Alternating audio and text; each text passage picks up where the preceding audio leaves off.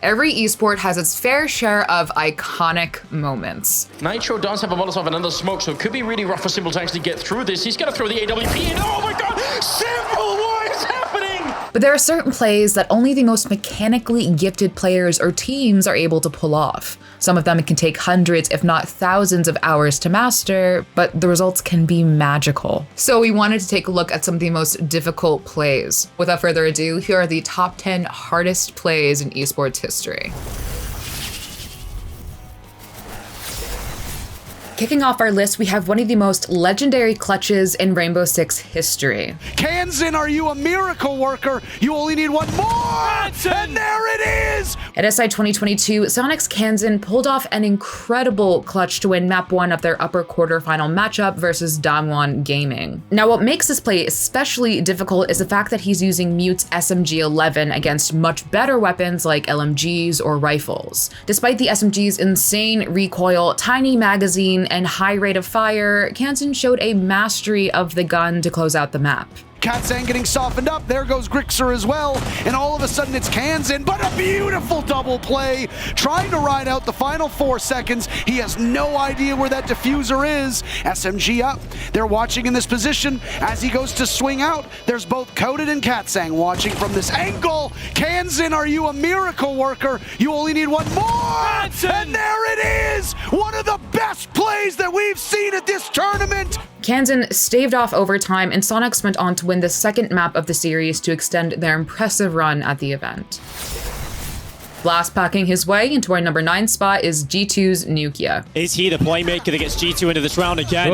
Oh wow, it's just aerial movements. This guy's a gymnast, Nukia. Valorant has been out for nearly 2 years now, but only a handful of top players have managed to master movement with Raze's blast packs. Raze has one of the highest skill ceilings in the entire game, and in a match against the defending world champs, Nukia proved that he's pretty close to that ceiling. Nukia opened the round with a kill on the enemy Viper before running towards A-side heaven. Now, the idea was that he was going to blast pack up into heaven and probably peek his opponents as they rotated through spawn. But instead, the enemy Raze popped ult and shot it his way. While still in the air, Nukia threw a blast pack out towards heaven, pushing him back towards the site and away from the showstopper. As he fell to the ground, he instantly headshotted Z, completing one of the sickest plays we've ever seen. Then, he closed out the round with an ace. What a beast. One smoke available. Nukia now extends from the showers and confirms his ace. He finds all 5 and does it in disgusting style.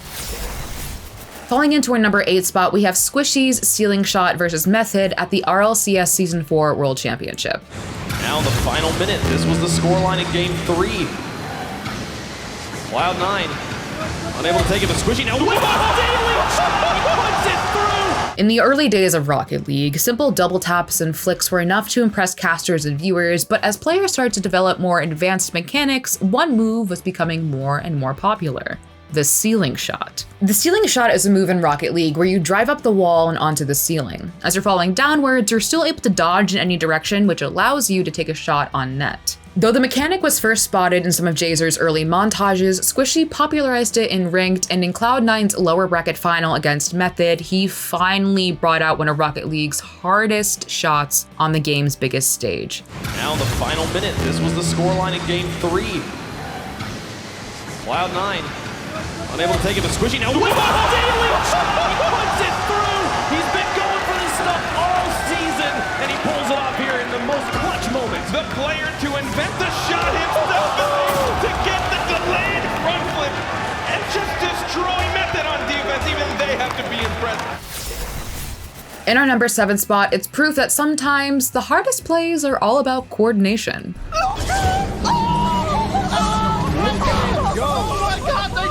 Back at the 2018 Chongqing Major Qualifiers, Alliance pulled off one of Dota's most incredible team plays. To kick things off, Tyga blinked into the Roche pit as Magnus and used reverse polarity to group and stun 4 Team Liquid members before skewering them out of the pit and into the welcoming arms of his Enigma, who black holed the entire group.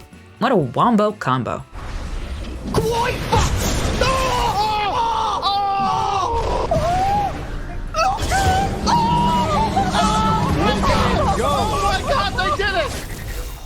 Oh my god, Alliance pulls off the combination of not just this game, but possibly quite possibly the decade. Slicing his way into our 6th spot is EQO with his heroic Genji play at the 2020 Summer Showdown. Everyone is weak. EQO with the blade, pulls it through, builds it up. Will it be enough? 1 kill, 2 kill. Are you kidding me? On the final map of the Grand Finals, EQO saved the Fusion with this incredible Genji play. It all started off with his opening kill on Widowmaker before taking down Baptiste and Orisa. This charged up his ult, which dropped Sigma too, leaving him against another Genji, taking pot shots at him far away from the objective. If EQO died, the Fusion would lose. If he left the objective to deal with the Genji, the Fusion would also lose. So EQO did both. He ran to Genji, killed him, reset his dash, and made it back to the payload just in time to keep the game alive. Sadly, the Fusion went on to lose the match, but if it wasn't for his insane heroics in this moment, then the game would have ended right then and there. And Boombox just left to his own devices in the sidelines. He goes down to Fusion. Only a couple of players left remaining. EQO's gonna come up huge right now. Everyone is weak. EQO with the blade, pulls it through, builds it up. Will it be enough? 1 kill, 2 kill. Are you kidding me? EQO now finds it with the third. And now it is overtime. Exy moving over to the Tracer to try and deny, but EQO! What a player, what a star! Kiting his way to the halfway point on our list is Viper. But Morgana can't find it either. Viper stays alive. That's the full pentakill. Viper is one of the most mechanically gifted ADCs in League of Legends, and during Griffin's quarterfinal match versus IG at Worlds 2019, he reminded everyone why. Griffin were backed into a corner. Down 0-2 in the series and staring down a losing team fight, they needed a big play to lock down Game 3 and extend the series. That's when Viper turned it all around. He took down the enemy Vlad before popping Xayah's Featherstorm just in time to avoid getting blown up by Rookie and killed him instead. Next, the ADC went down, and finally, Viper perfectly timed a cleanse to stop Morgana's binding from ending his rampage before killing her and the Lee Sin. What a monster. When will they find it? What's the play? Forward they go. They might have knocked him down. Puts down the pool, but is there enough damage? They're going to try. They ult over the top, but it's already a 2-for-0. Viper doesn't die, but one finally comes through. It's up to Jackie Love, but he gets stunned. Clutch from Tarzan, but Morgana can't find it either. Viper stays alive. That's the full pentakill. Driving his way into our 4th spot is a Chronic. Flips away from the ball. Chronic, flip reset. He's going past Farrell. Oh my goodness! Look, you already saw how insane stealing shots can be, but in Rocket League, there's nothing more hype than hitting a flip reset on your opponent. Flip resetting is one of the most difficult mechanics to master in the entire game. It requires touching the ball with the underside of your car. This makes the game think that you have touched the surface like a wall, ceiling, or ground, and allows you to get another flip. Over time, players have been pushing the limits of flip resetting, and many freestylers can pull off a double and even triple flip resets. But what makes a Chronic's play special is that he did it in pro play. When the pressure is on, players rarely have the time or space to set up correctly for flip resets, but a Chronic made it work. Will a Chronic be able to redeem himself? There's still time. Oh, Miller just flips away from the ball. Chronic, flip reset. He's going past Farrell. Oh my goodness! A Chronic is mad, lads! There's one, there's two, and there's the goal. Chaussette was pre-jumped right in the way of him. Punching his way into our number 3 spot is Westballz. Zelda Freak teching too smart for Westballz' tech chase. Look at him trying to dash and scrab around Falcon's Snare and dying for it. All right.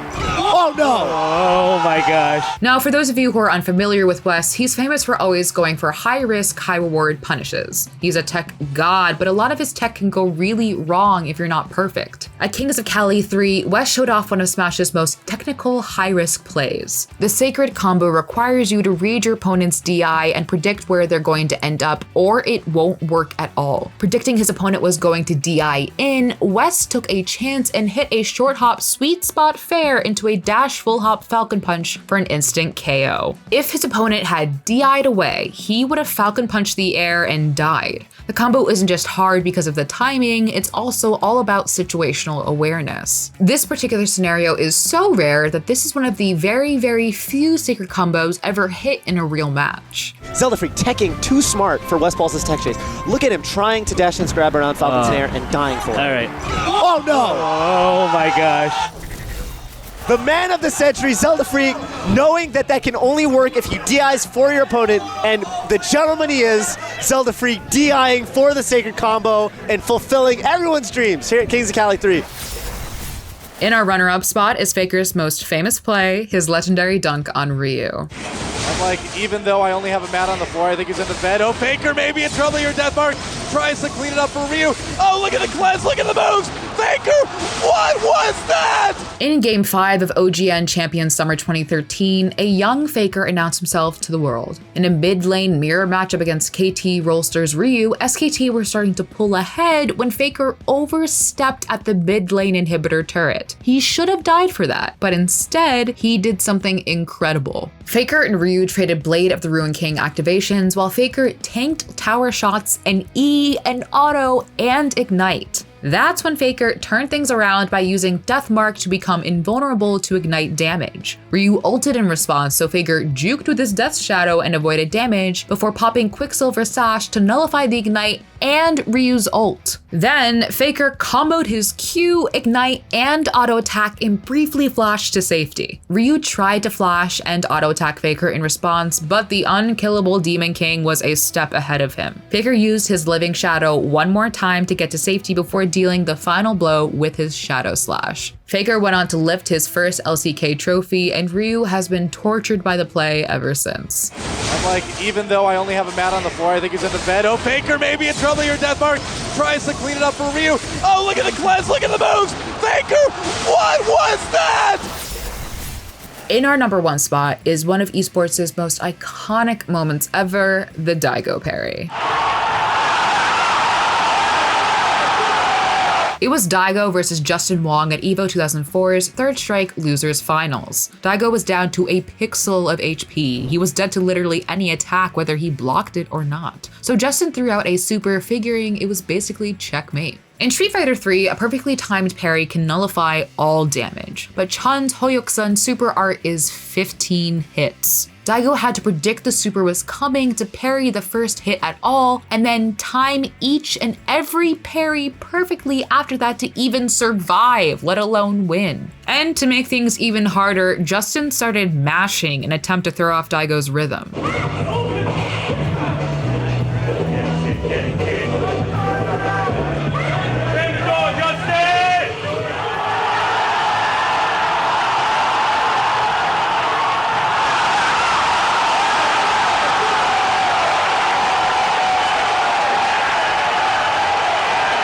These days, players have spent time grinding out the exact timing for this play, but back in the day, this was the most mechanically demanding thing in fighting games. And doing this in the top 8 at EVO only makes it more impressive. All right, everyone, that's our list. If you think we missed one, let us know down in the comment section below. Take care, and I'll see you in the next one.